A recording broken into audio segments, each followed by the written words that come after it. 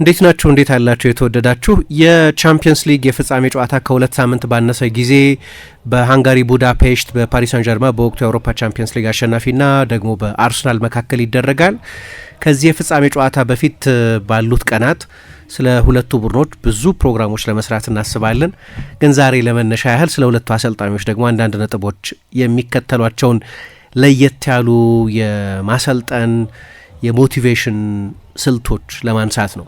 ሁጎ ፎስኮሎ የሚባል በጣሊያን የስነ ጽሁፍ ታሪክ ውስጥ አብዮተኛ የሚባል የመጀመሪያውን ሞደርን ፖኤትሪ ጻፈ የሚባል አንድ ሰው ወይ በቀድሞ ስሙ ኒኮሎ ፎስኮሎ ይባል ነበር እና እሱ ምን ይላል? አዲስ ነገር የለም ወይም አርት አዲስ ነገር መፍጠር ማለት አይደለም፣ ግን በኖቬልቲ ወይም በኦሪጂናሊቲ መስራት ማለት ነው የሚል አንድ ፍልስፍና የሚመስል አስተያየት አለው እና ሁልጊዜም መቼስ በኦሪጂናልና በኦቴንቲክ መካከል ያለችዋ ክር ቀጭን ነች ይባላል እና በእግር ኳስም ልክ እንደዚሁ ነው። እግር ኳስም ቢሆን አዲስ ሀሳብ ያለበት አይደለም።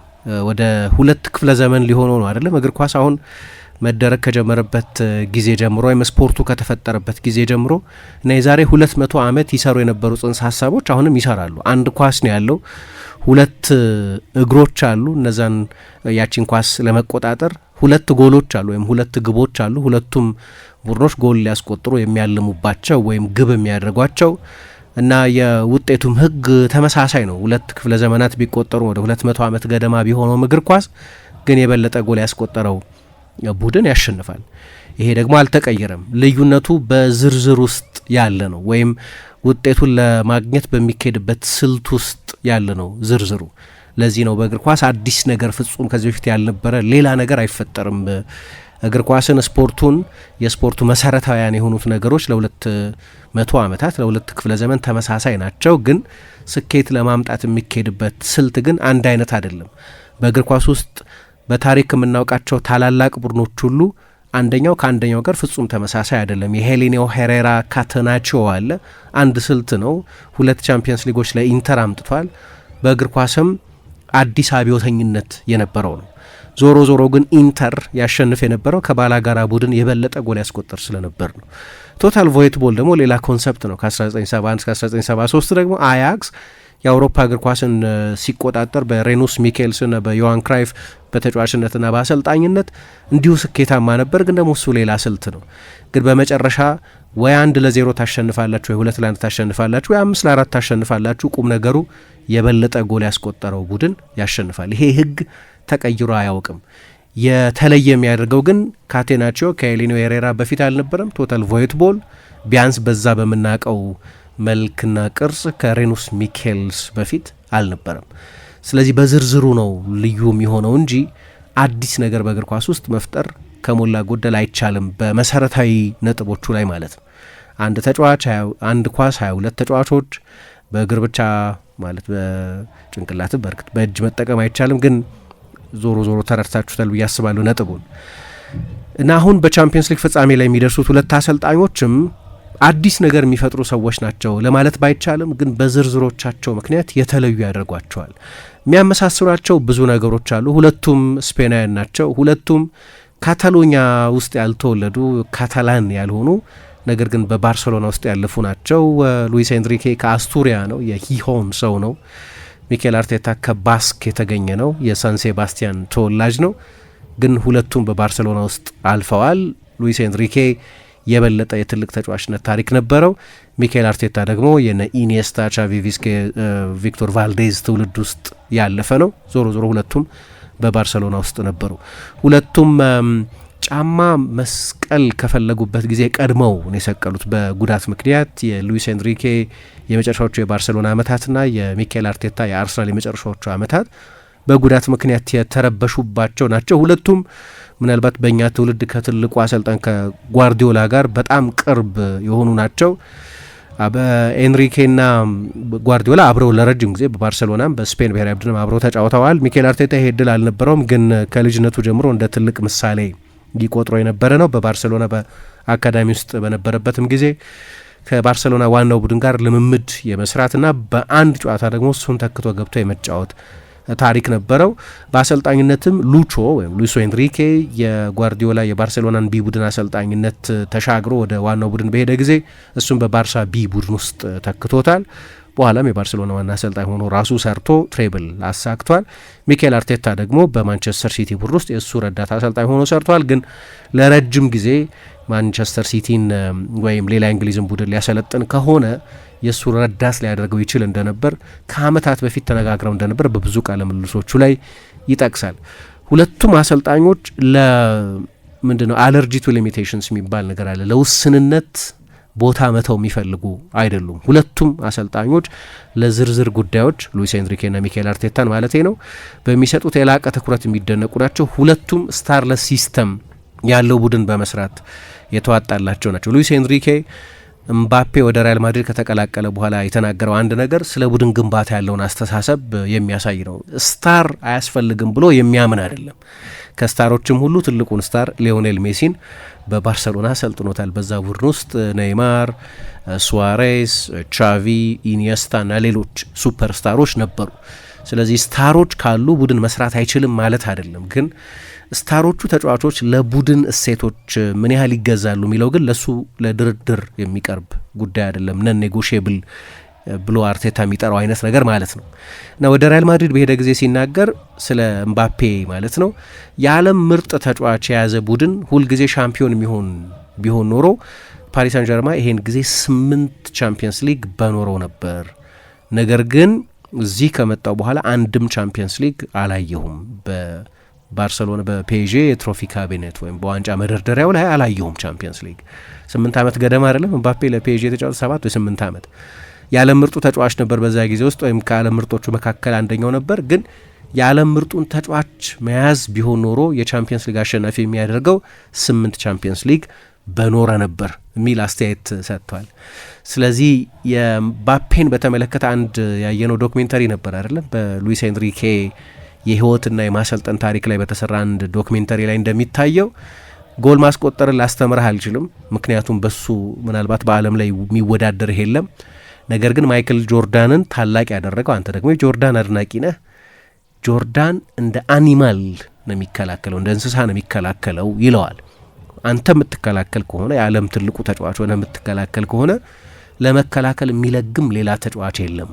እውነተኛ መሪ እሱ ነው፣ የሚከላከል እንደ ቡድን የሚጫወት ማለት ነው ብሎ ያንን የሚያምንበትን የቡድን አጫወት ዓላማ ለማስረዳት ሲሞክር እዛ ዶክሜንተሪ ላይ ይታያል። ሚኬል አርቴታም ከሞላ ጎደል ተመሳሳይ ነው።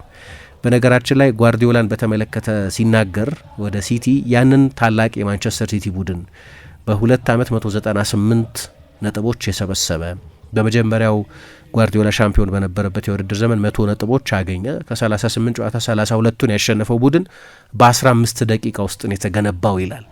አሰልጣኞች በ15 ደቂቃ መቼስ ቡድን አይገነባም፣ ያን ያህል ቀላል አይደለም። ግን በቡድን ውስጥ ላያቸው የሚፈልጓቸው መሰረታዊ ነጥቦችን በተመለከተ አሰልጣኞች በጣም ግልጽ ናቸው።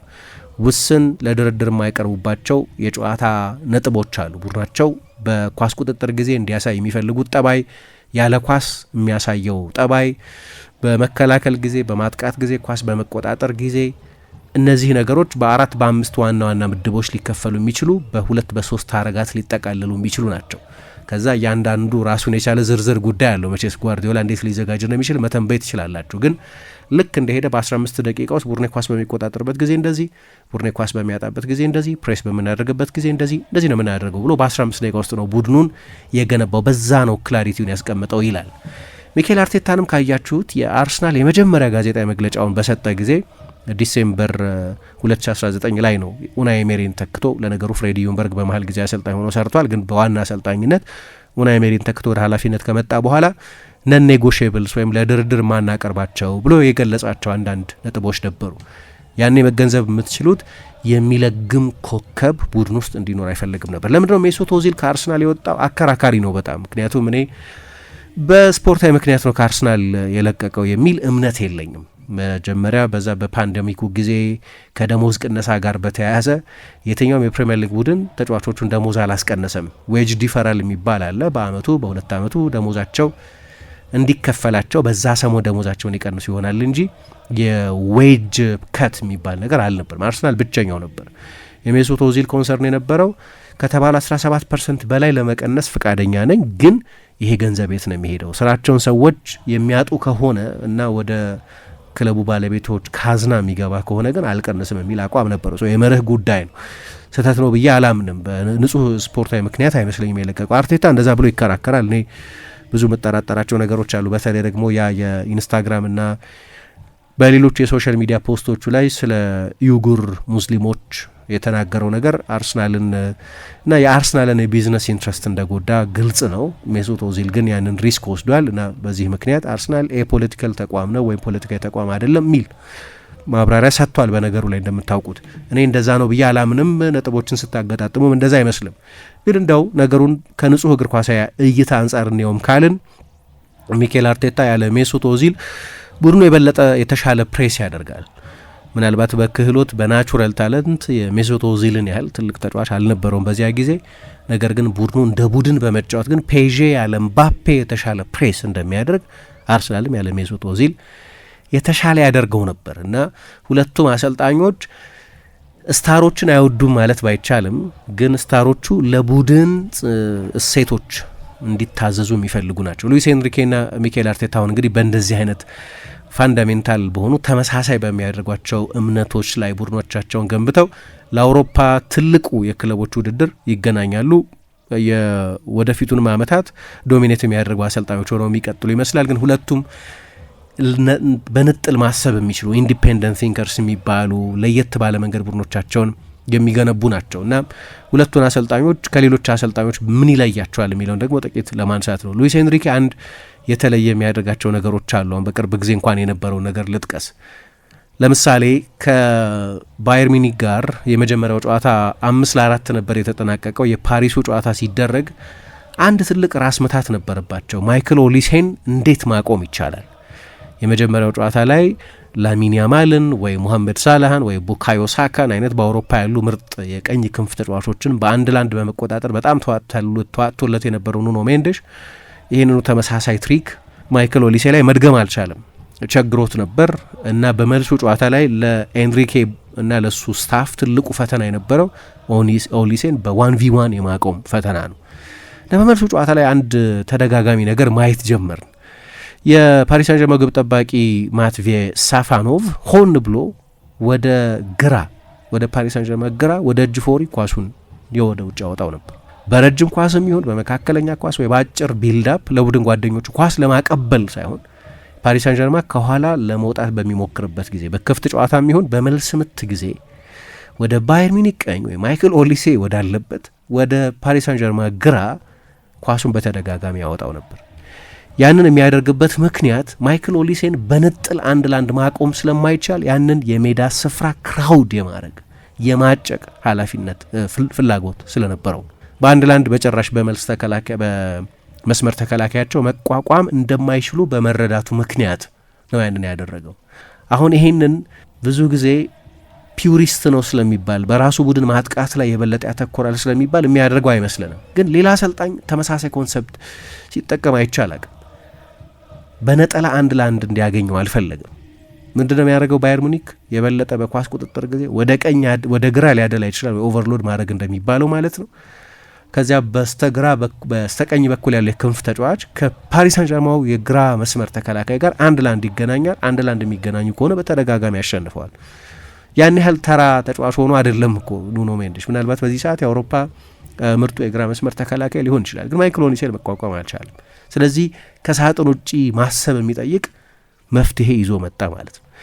ሌላ ባለፈው የውድድር ዘመንም ሲያደርግ ያየ ነው። በዚህ የውድድር ዘመንም በአንዳንድ ጨዋታዎች ላይ ሲደጋግሙ ያየነው ነገር በጨዋታዎች መጀመሪያ ጊዜ ያስተውላችሁ እንደሆን ጨዋታ ሲጀመር ወይም ከረፍት በኋላ ሲጀመር በአንደኛው ፔዤ ነው አይደለም የሚጀምረው እንደ እጣቸው ሁኔታ ወይ ደግሞ ጎል ከተቆጠረ በኋላ የባላጋራ ቡድን ጎል ካስቆጠረ በኋላ ከዛ በኋላ የፓሪስ ሳን ዠርማን ተጫዋቾች በኪክ ኦፍ ጊዜ ወይ ጨዋታው እንደገና በሚጀመርበት ጊዜ በቀጥታ ወደ ውጪ ነው ወደ ተሽ ላይ ነው ኳሱን ወደ ውጪ የሚያወጡት።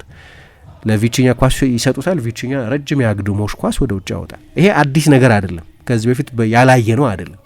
ግራም ቴይለር የቀድሞ የእንግሊዝ ብሔራዊ ቡድን አሰልጣኝ 1990ዎቹ አድርገውታል። ኢንቬንሽን ከሆነ እሳቸው ናቸው ያን ኢንቬንት ያደረጉት። በቅርብ ጊዜ የሊዮን አሰልጣኞች የሆኑት ሩዲ ጋርሲያ፣ ፓውሎ ፎንሴካ ወይም አንጅ ፖስቴኮግሉ አድርገውታል። ግን ሲስተማቲክሊ ነው መጠቀም የጀመረው። በተለይ በቻምፒየንስ ሊግ ፍጻሜ ይህንን ሲያደርገው፣ በሌሎችም ጨዋታዎች ይህንን ሲያደርግ አይተናል። አንድ ፕሮግራም እንደሰራንበትም አስታውሳለሁ። ሉቾ ምን ብሎ ያምናል ወይም ሉዊስ ኤንሪኬ የመልስ ምት በእግር ኳስ ውስጥ ያለ የመልስ ምት የሚወረው የመልስ ውርወራ የሚወረውረውን ቡድን ዲስአድቫንቴጅድ የሚያደርግ ነው ብሎ ያምናል። ለነገሩ አርሰን ቬንገርም የመልስ ውርወራን በተመለከተ በአይፋብ ውስጥ ድምጽ ያላቸው እንደምታውቁትና ለውጥ ማድረግ ይፈልጋሉ። አድቫንቴጅ እኮ አይደለም እንዲያውም፣ ምክንያቱም የሚወረውረው ተጫዋች ከጨዋታ ውጭ ይሆናል ማለት ነው እና በእጁ ነው የሚወረውረው። በእጅ ደግሞ ለምትፈልጉት ተጫዋች በትክክል ለማድረስ በጣም ያስቸግራል። ስለዚህ ቢያንስ ከመሀል ሜዳ በመለስ ባለው ጊዜ ተጫዋቾች በእግራቸው በመልስ ውርወራ ፈንታ በእግራቸው እንደገና እንዲጀምሩ ልክ በሌሎች አንዳንድ ስፖርቶች ላይ እንደምናየው እንደዛ ማድረግ ይፈልጋሉ። ኤንሪኬም ይህንን ሀሳብ የሚጋራ ይመስላል። አንግሉ በጣም ሊሚትድ ነው ብሎ ስለሚያምን፣ ስለዚህ በዚህ ላለመጋለጥ ሁለተኛ የተጋጣሚን ቡድን በራሱ የሜዳ ክፍል ፕሬስ ለማድረግ ሰፎኬት ለማድረግ ለማፈን የሚደረግ በሌላ በኩል ደግሞ የስነ ልቦና ጉዳይም የሚመስል ከራሳቸው የሜዳ ስፍራ ስትጀምሩ እናያቸዋለን የሚል ኦቶሪቲ ጨዋታ ውስጥ ላይ ለማስፈን ባለ ፍላጎት ምክንያት የሚደረግ ነው። ግን ሁልጊዜ አያደርገውም። አይ ቲንክ ትልልቆቹን አሰልጣኞች የሚለያቸውም ላለመተንበይ በሚያደርጉት ጥረት ነው። በእግር ኳስ በተመሳሳይ ስክሪፕት ላይ የምትቆዩ ከሆነ ይፍጠንም ይዘጊም የባላጋራ ቡድን ያውቅባችኋል ይላል። ስለዚህ በአንዳንድ ጨዋታዎች ላይ ነው ይህንን ሲያደርግ የምናየው፣ ላለመተንበይ ማለት ነው። በቅርብ ጊዜ በሌሎችም ሰዎች ይዘወተር የምናየው አንድ ነገር አለ። በባዶ እግር መሄድ ምናልባት አይታችሁ ሊሆን ይችላል በቪዲዮዎች በፎቶግራፎች ላይ ጫማ በማጣት ወይ በተሽከርካሪ ለመሄድ ባለመምረጥ ሳይሆን በፍልስፍናዊ ወይም በለየት ባለ አመለካከት ምክንያት የሚደረግ ነው።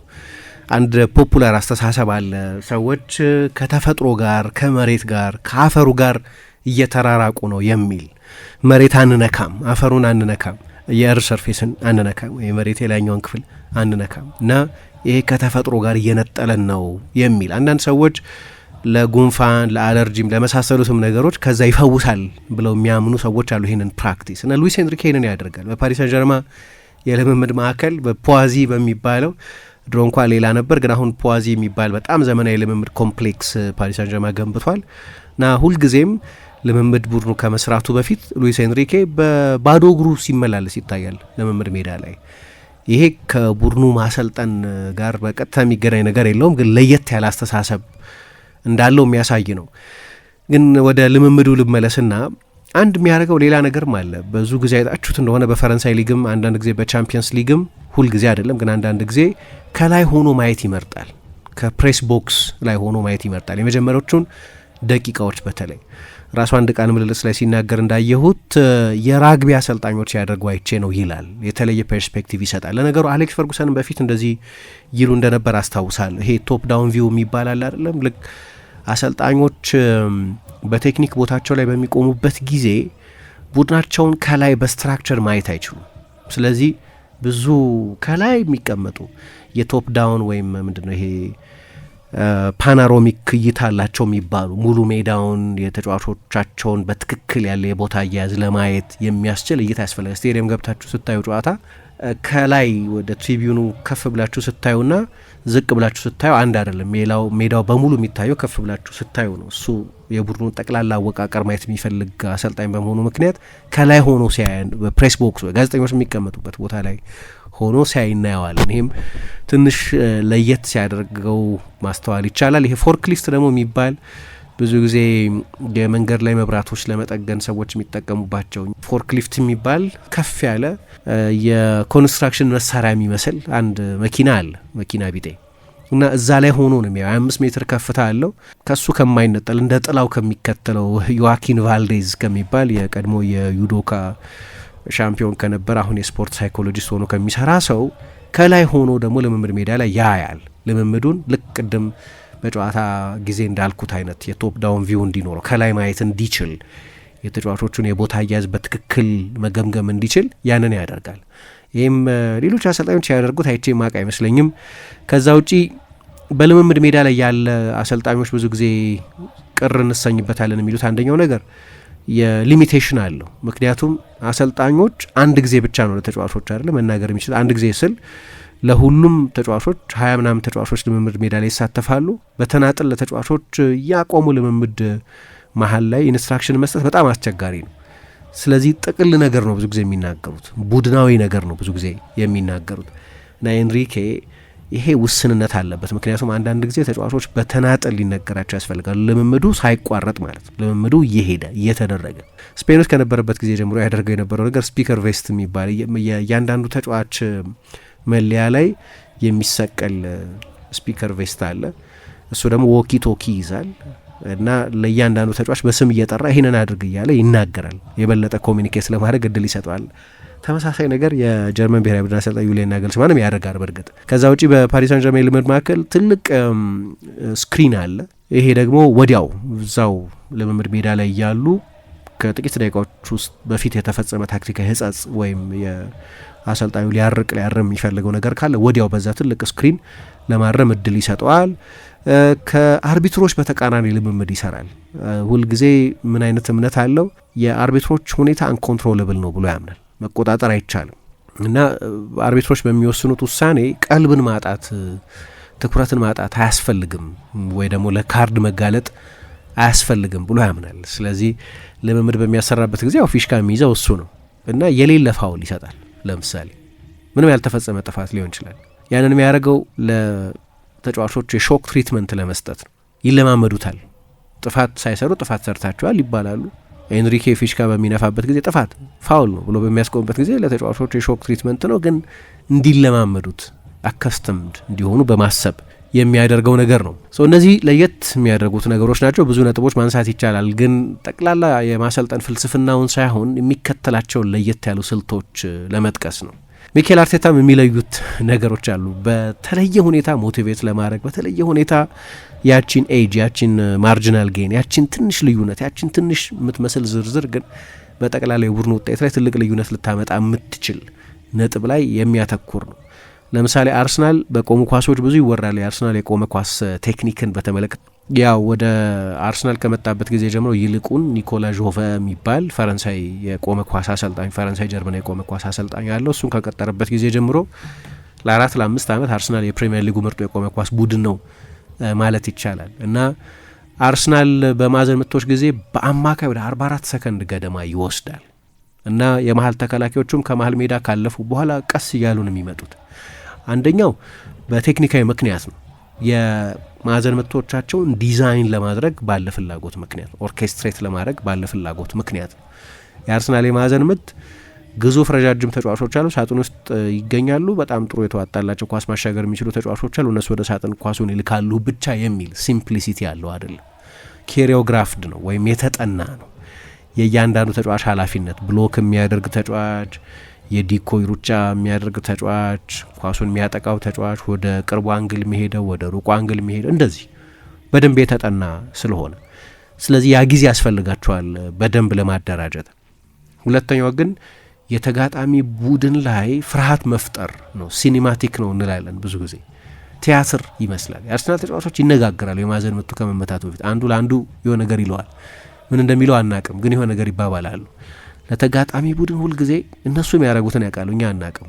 ስለዚህ ሁልጊዜ ያችን ጥርጣሬ ተጫዋቾች አእምሮ ውስጥ ለማስቀመጥ የሚደረግ ጥረት ነው። ከሁሉ በላይ ያው የኒኮላ ጆቨ ስራ ነው።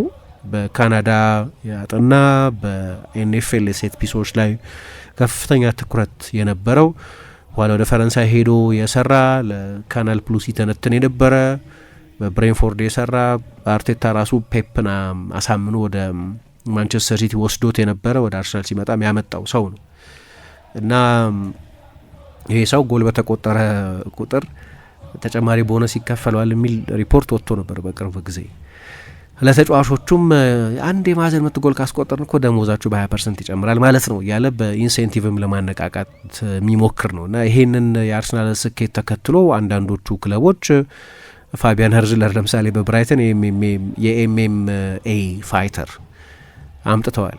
የሚክስድ ማርሻል አርት ማለት ነው። የዛ ፋይተር አምጥቶ በቆመ ኳስ ለመከላከል በኢንተሊጀንስ ለመከላከል የሚያስፈልግ ጥቅም ይሰጠናል የሚል እምነት ስላላቸው ሌሎች አሰልጣኞች የበለጠ ወደ ሌላ ርቀት እየወሰዱት ነው። ይሄ እንኳን ብዙ ጊዜ ያነሳ ነው።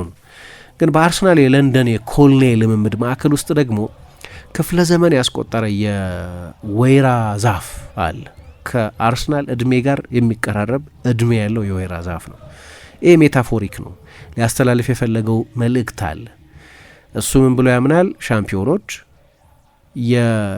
ስለ ሻምፒዮንነት ለማስረዳት ሲያስብ ማለት ነው፣ ከሁሉ በላይ የዛ ዛፍ ህልውና መሰረት ስሩ ነው።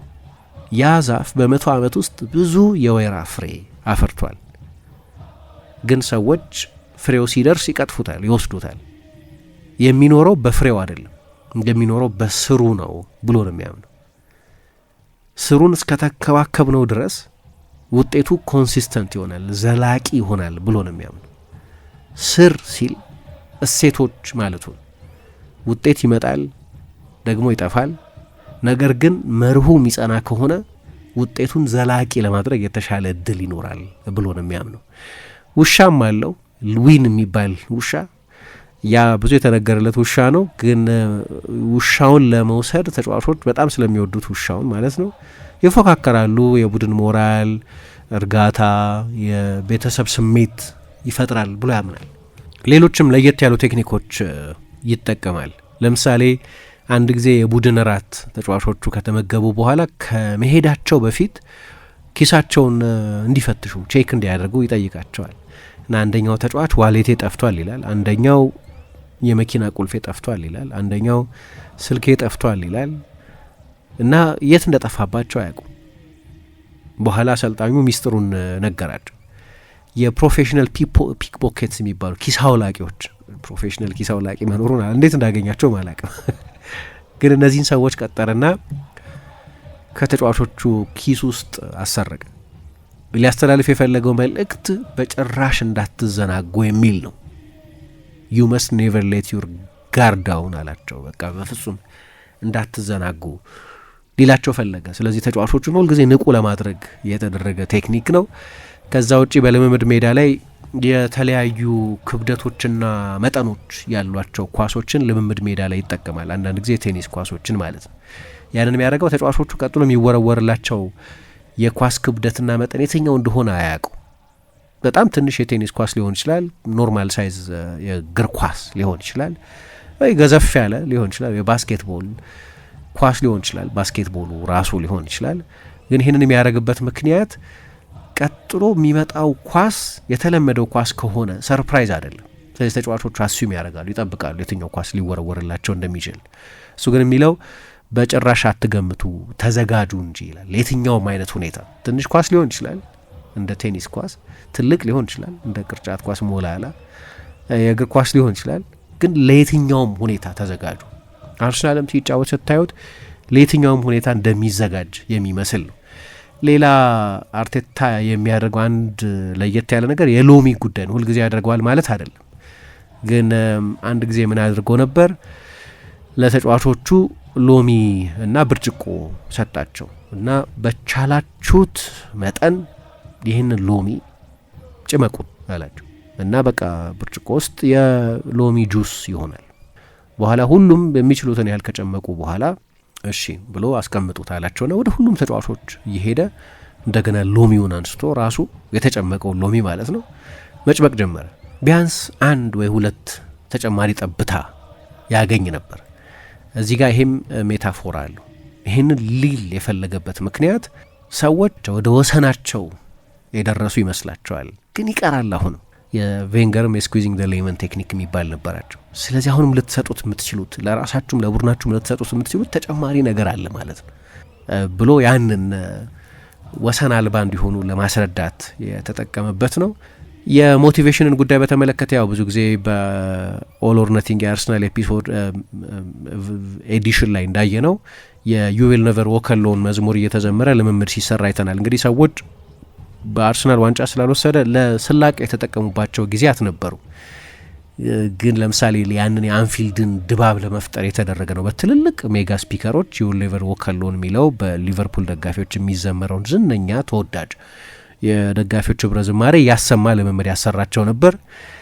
ሌላ ጊዜ ቅድም እንዳልኩት ተጫዋቾች የማይገምቷቸውን ነገሮች ያደርጋል። ለምሳሌ ኦሌክሳንደር ዚንቼንኮን በአንድ ላንድ የበለጠ ስቲሙሌት ማድረግ የበለጠ ማነቃቃት ይፈልግ ነበር ዚንቼንኮ የበለጠ አማካይነት ባህሪ ያለው የመስመር ተከላካይ ነው። በአንድ ለአንድ መከላከል የተዋጣለት አልነበረም፣ ግን ያንን ለማድረግ ዛሬ ከአርሰናል የኮቺንግ ስታፍ አባል ጋር ነው የአንድ ለአንድ ልምምድ የምትሰራው አለው። ግን ያ የኮቺንግ ስታፍ አባል አይ በቃ ጉዳት አጋጥሞኛል አለ እና የሆቴል አስተናጋጅ የሆነ ሰው እንዲጠራ ተደረገ። ግን አስተናጋጅ አልነበረም። የመንገድ ላይ ፕሮፌሽናል ፍሪስታይለርስ የሚባሉ አሉ አይደለም፣ በጣም ብዙ ትሪኮ ከለርፉል ትሪኮች ያሏቸው እና ሁሉም ሰው ሳቀ። ግን ዚንቼንኮ ተናደደ። እንዴት አንድ አስተናጋጅ ያልፈኛል ብሎ። ልጁ አስተናጋጅ አይደለም፣ ፕሮፌሽናል ፍሪስታይለር ነው እና በሚቀጥለው ጨዋታ በደንብ አለርት ሆኖ እንዲመጣ በማሰብ የተደረገ ነው። ተጫዋቾች 4-5 ተጫዋቾች ሆነው አንድ ኳስ በጭንቅላታቸው ይዘው ተሰባስበው ማለት ነው። ከዛ በእጃቸው ደግሞ ስክሪፕቶ ይዘው በቅርብ ጊዜ ያየነው አንድ ልምምድ ነው። ከየትኛው የቻምፒየንስ ሊግ ጨዋታ በፊት እንደሆነ አላስታውስም፣ ግን ያንን ያደረገበት ምክንያት ደግሞ ተጫዋቾች ሁለት ነገር በተመሳሳይ ጊዜ ማድረግ እንዲችሉ ነው። ከላይ ኳሱን ይዘዋል፣ አይናቸው ላይ ነው ያለው፣ ከስር ደግሞ ስክሪፕቶ ይዘዋል እና ሁለት ነገሮች በተመሳሳይ ጊዜ ማድረግ እንዲችሉ አእምሯቸውን ለማንቃት በማሰብ ነው። ስለዚህ ሁለቱም አሰልጣኞች ኮንቬንሽናል ያልሆኑ ግን ለስኬታቸው ለቡድኖቻቸው ስኬት ምክንያት የሆኑ ቴክኒኮች ይጠቀማሉ። እሱን ለማንሳት ነው። በጣም አመሰግናለሁ።